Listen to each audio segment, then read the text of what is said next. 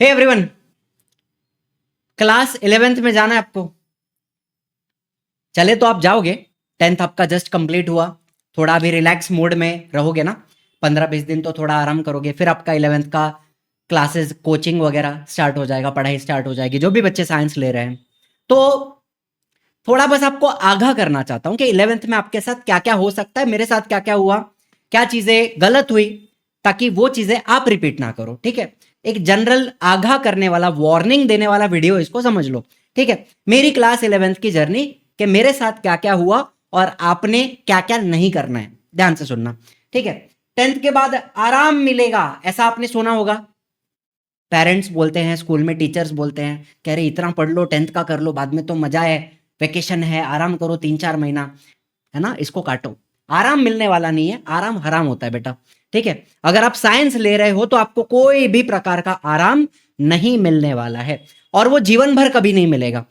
ऐसा भी नहीं है कि झूठ बोलूं आपको कि 12th कर लो बेटा, 12th के बाद जेई निकाल लो, नीट निकाल लो, सीईटी निकाल लो, कॉम्पिटिटिव एग्जाम निकाल लो, बाद में आराम करो। आराम नहीं होता जीवन में। ठीक है, इसके बाद things will become tough and tougher. यही होगा जीवन में, मेहनत करते रहोगे, लेकिन मेहनत करोगे तो उसका फल भी आपको मिलेगा। ठीक है, दूसरी बात, मेरे जर्नी में मेरे साथ क्या क्या हुआ फटाफट आपको बता देता हूं। सबसे पहली बात, मेरे को इंटरेस्ट था। आप में से काफी सारे बच्चे ऐसे हैं जिनको अभी भी ये कंफ्यूजन है कि साइंस लेना है, कॉमर्स लेना है, आर्ट्स लेना है। तो पहले तो वो क्लियर करो। मुझे पता था मुझे साइंस लेना है, मुझे साइंस में इंटरेस्ट था, लेकिन गोल उतना क्लियरली डिफाइंड नहीं था। हालांकि मुझे जेनेटिक इंजीनियरिंग, इसके बारे में मैं बहुत सोचता था। जैसे आपने भी 10th स्टैंडर्ड में बायोटेक्नोलॉजी पढ़ा, इंट्रोडक्शन टू माइक्रोबायोलॉजी पढ़ा, वैसे हमारे टाइम पे भी मैंने तो 2011 में 10th स्टैंडर्ड मेरा दिया था। ठीक है, काफी साल पुरानी बात है, लेकिन तभी मुझे भी बायोटेक्नोलॉजी का टॉपिक था। And gene modification, genetic editing, gene editing, ये सारी चीजें मुझे बहुत ही ज्यादा इंटरेस्टिंग लगती थी तभी। तो मैंने जेनेटिक इंजीनियरिंग के बारे में सोचा, लेकिन इसमें गड़बड़ क्या हुई बताता हूं। जेनेटिक इंजीनियरिंग हो गया या बायोटेक्नोलॉजी हो गया, इन फील्ड में मुझे जाना था, लेकिन मेरी गड़बड़ क्या हुई कि मुझे जेनेटिक इंजीनियरिंग करने के लिए पीसीएम लेना है या पीसीबी लेना है, बिकॉज इसमें इंजीनियरिंग शब्द आता है। हालांकि जेनेटिक इंजीनियरिंग है तो डेफिनेटली पीसीबी का कोर्स हो गया, लेकिन इंजीनियरिंग है इसलिए पीसीएम लेना पड़ेगा। तो मुझे वो क्लियर नहीं था, एंड मैंने वो क्लैरिटी किसी से ली नहीं, गाइडेंस लिया नहीं, और मैंने पीसीएम भी ले लिया। ठीक है, तो मुझे वो इनिशियल गाइडेंस नहीं मिला कि मेरे गोल के हिसाब से मुझे क्या लेना चाहिए, पीसीएम के ऊपर फोकस करना चाहिए या पीसीबी के ऊपर फोकस करना चाहिए। तो मैंने पहली गलती जो की वो थी पीसीएमबी ले लिया। अभी आप में से भी काफी सारे ऐसे बच्चे हैं जिनको गोल अपना क्लियर नहीं होगा, या फिर आपको परसेंटेज अगर थोड़े कम आएंगे तो आपको शायद मैथ्स को ड्रॉप करने का या बायो को ड्रॉप करने का ऑप्शन ना मिले, ऐसा भी हो सकता है। एंड जबरदस्ती आपको पीसीएमबी लेना पड़ सकता है। तो आपको बस इतना ही आगाह करना चाहूंगा कि पीसीएमबी चारों एक साथ पढ़ना टफ होता है। सिलेबस वास्ट है, 10th स्टैंडर्ड में आपने पढ़ा था वो कुछ भी नहीं था।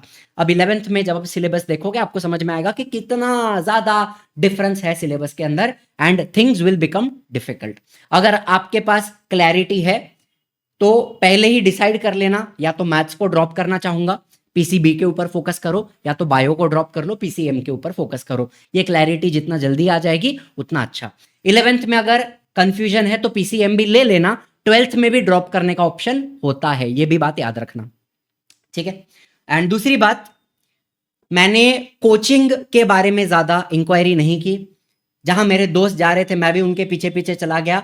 एक ही कोचिंग मैं गया, वहां पे मैंने इंक्वायरी की, मुझे वो लोग अच्छा डिस्काउंट दे रहे थे, 10th में अच्छे परसेंटेज आए थे।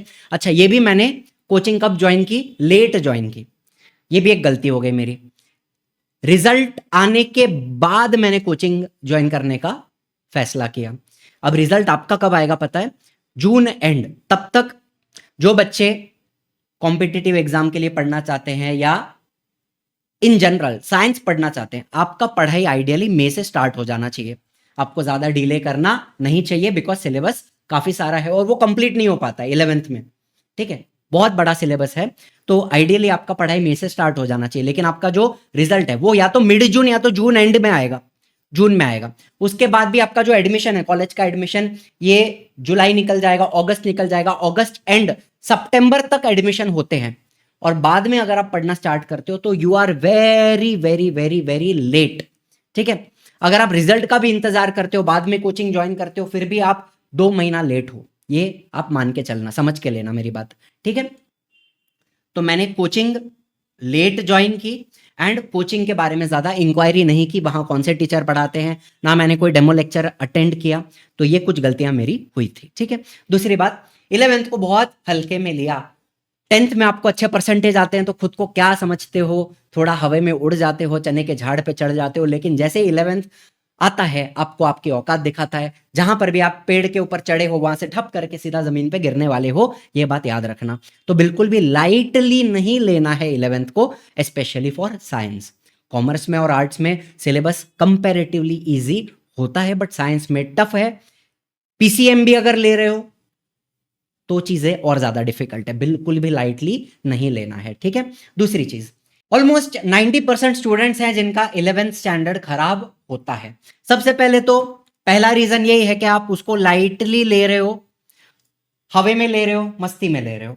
दूसरी बात, कॉलेज में भी काफी ज्यादा टाइम पास होता है, नए दोस्त बनते हैं, उनके साथ घूमना फिरना, गप्पा गोष्ठी करना, प्यार मोहब्बत वाली चीजें करना, है ना, ये भी सारे डिस्ट्रैक्शंस हैं। इसमें भी काफी ज्यादा टाइम लोगों का चला जाता है, वेस्ट हो जाता है एंड 11th बर्बाद होता है। मेरे टाइम पे तो चलो फिर भी मुझे फोन नहीं था मेरे पास, तो आज जो डिस्ट्रैक्शंस, आप शॉर्ट्स हो या रील्स हो, ये सारी चीजें जिसमें आप फंसे हुए हो, मेरे टाइम पे तो वो थी भी नहीं। तो आप अभी सबसे बड़े ट्रैप में हो, that is your phone trap. इसमें से भी आपको निकलना पड़ेगा। फोन से, इंस्टाग्राम से बोलो या शॉर्ट्स में से बोलो, सबसे ज्यादा टाइम अगर कोई चीज आज के समय में खा रही है तो वो शॉर्ट्स और रील्स, उससे ज्यादा टाइम कोई नहीं खाता। ठीक है, तो इसमें से, इस ट्रैप में से आप प्लीज बाहर निकलिए, खुद को निकालिए एंड अपना समय का सही इस्तेमाल कीजिए। ठीक है, यही एक छोटा सा एडवाइस रहेगा आपके लिए।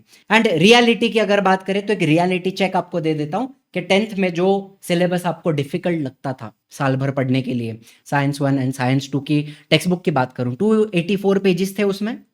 ठीक है, और वही जब फिजिक्स केमिस्ट्री बायोलॉजी, मैथ्स की बात नहीं कर रहा हूं, सिर्फ पीसीबी, फिजिक्स केमिस्ट्री बायोलॉजी, इनका सिलेबस अगर मैं कंबाइन करके देखूं तो 780 पेज है एंड वो बहुत ज्यादा डिटेल में भी है और डिफिकल्ट सिलेबस है। 780 पेज बनते हैं। तो एक रियलिटी समझना, जो सिलेबस है वो 3x है। डायरेक्टली अगर देखा जाए तो कहीं ना कहीं 3x सिलेबस आपको पढ़ना है यहां पर, तो चीजें मुश्किल होंगी। समय का सही उपयोग करें, जल्दी पढ़ना स्टार्ट कर दें एंड बिल्कुल भी लाइटली मत लेना, कंसिस्टेंट रहना। रोज का 5 घंटा अगर आप पढ़ रहे हो तो एक फिक्स रखो, एवरीडे 5 आवर्स। ठीक है, और हफ्ते में भी आप 7 के 7 दिन मत पढ़ो, 5 दिन पढ़ो। ठीक है, 5 hours every day, 5 days a week. इस तरीके से भी अगर आप चलते हो तो बहुत अच्छे से आप कंसिस्टेंटली अपना 11th कंप्लीट कर सकते हो। ठीक है, 11th अच्छे से करोगे, यही आपका बेस है जिसके ऊपर 12th बिल्ड किया जाएगा। तो 11th का अच्छा जाना बहुत ही ज्यादा इंपॉर्टेंट है, आपके 12th स्टैंडर्ड का अच्छा जाना। ठीक है, both things are related.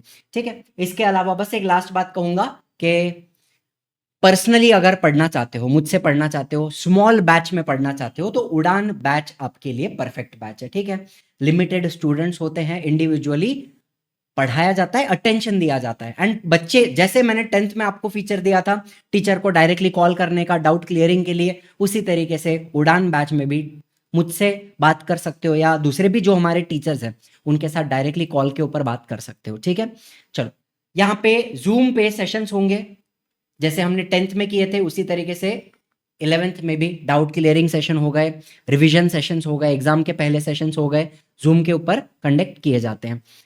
Premium feature में जो 10th में था वही वही सारी चीजें यहाँ पे ऑफर की जाती हैं। लाइव इंटरैक्टिव क्लासेस के लेक्चर के अंदर भी आप कमेंट में तो अपना डाउट डालोगे, उसके अलावा भी रेज अ हैंड फीचर होता है, टीचर से डायरेक्टली बात करके अपना डाउट क्लियर कर सकते हो।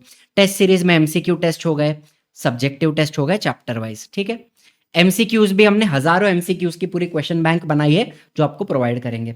पर्सनल मेंटरशिप में आ जाता है अपना IVR number, you can call any teacher for doubt clearing. Access of any upcoming batch, अगर कोई क्रैश कोर्स लॉन्च होता है तो उस बैच का एक्सेस आपको डायरेक्टली मिलेगा, अलग से लेने की जरूरत नहीं है, ठीक है। एक ही बार बैच खरीदते हो, आगे आने वाला कोई भी बैच है तो आपको डायरेक्टली फ्री में मिल जाएगा, ठीक है। एक्सेस ऑफ अपकमिंग बैच, खजाना मतलब लास्ट ईयर का जो बैच था उसके recordings, important study material, notes, वो सारी चीजें आपको पहले से दे दी जाएंगी। एंड जूम पे अपना रिवीजन रहेगा एग्जाम के पहले।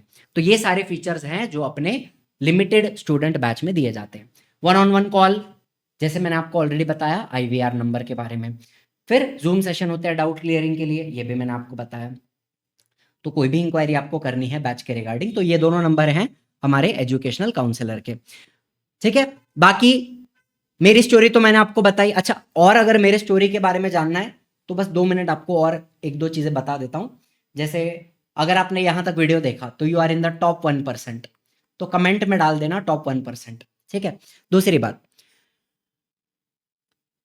मैंने क्या गड़बड़ किया मेरे 11th में और 12th में, कंबाइंड बताता हूँ। मेन गड़बड़ मेरा यही था कि एक तो कोचिंग ठीक से सिलेक्ट नहीं की, जहां पे वहां ध्यान नहीं दिया जाता था बच्चों के ऊपर, पहली बात, ठीक है। दूसरा, इनकंसिस्टेंट मैं रहा, चलो ये मेरी गलती है, मैं कंसिस्टेंट नहीं था, वो मैं किसी के भी ऊपर डालने का मेरे पे हक नहीं है मेरा, ठीक है। इनकंसिस्टेंसी मेरा प्रॉब्लम है, इनकंसिस्टेंट, ठीक है, ये मेरी गड़बड़ थी। दूसरा, उसको ठीक करने के लिए भी मैंने कोई मेजर्स नहीं लिए। मैंने उसी दौरान गिटार वगैरह बजाना स्टार्ट कर दिया एंड पूरी तरीके से मैं डाइवर्ट होकर फिर म्यूजिशियन बनना था मुझे, एंड मैं उसके पीछे लग गया। फिर मेरा पूरा 11th 12th साइंस में से मन पूरा ये हो गया था, हट चुका था, मैं पूरा म्यूजिशियन बनने के मूड में आ चुका था, ठीक है। लेकिन वहां पर भी एक बैलेंस अगर मेंटेन करना होता पढ़ाई के और गिटार के बीच में तो वो भी मैं कर सकता था, बट वो बैलेंस भी मैंने मेंटेन नहीं किया। मैंने बहुत ज़्यादा मक्कारी की थी 11th 12th में, तो वो मैं खुल के एक्सेप्ट करना चाहूँगा। अपनी गलतियां एक्सेप्ट करना काफ़ी बार ज़रूरी होता है, एक्सेप्ट करने से ही आप आगे बढ़ते हो, उस गलती से आगे बढ़ोगे, वापस उसको दोहराओगे नहीं, ठीक है। एंड तीसरी और क्या किया मैंने, इनकंसिस्टेंट तो था, चलो। अच्छा, दूसरा, जहां मेरे दोस्त जा रहे थे ना उनके पीछे पीछे मैं एक तरीके से चले गया। शुरू में मुझे जेनेटिक इंजीनियरिंग करनी थी, लेकिन फिर कुछ फ्रेंड्स बने इंजीनियरिंग का प्रिपरेशन कर रहे थे, तो मैं उनके साथ अगर बैठ रहा था लेक्चर के अंदर तो मैं भी इंजीनियरिंग का माइंडसेट बन गया, चेंज हो गया मेरा गोल। फिर कुछ 12th में दूसरे दोस्त बने जो नीट का प्रिपरेशन कर रहे हैं मेडिकल के लिए, तो चलो मैं उनके साथ बैठ रहा हूँ, तो मैं फिर मेडिकल के बारे में सोच रहा हूँ। तो ऐसा गोल काफ़ी बार चेंज होते रहा, एंड बिकॉज गोल क्लियर नहीं था तो रास्ता क्लियर नहीं था, और रास्ता क्लियर नहीं था तो सारी चीज़ें बिखर जाती हैं। तो वो एक बात आप याद रखना, if your goals are clear your path becomes clear,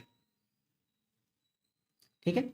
आपको क्या करना है अगर वो क्लियर है तो रास्ता वहां तक पहुंचने का एकदम क्रिस्टल क्लियर आपको दिखाई देता है कि क्या पढ़ना है, कौन सी एग्जाम देनी है, कितने मार्क्स लाने हैं, कौन से कॉलेज में जाना है, सारी चीजें अपने आप क्लियर हो जाती है if your goal is clear, ठीक है।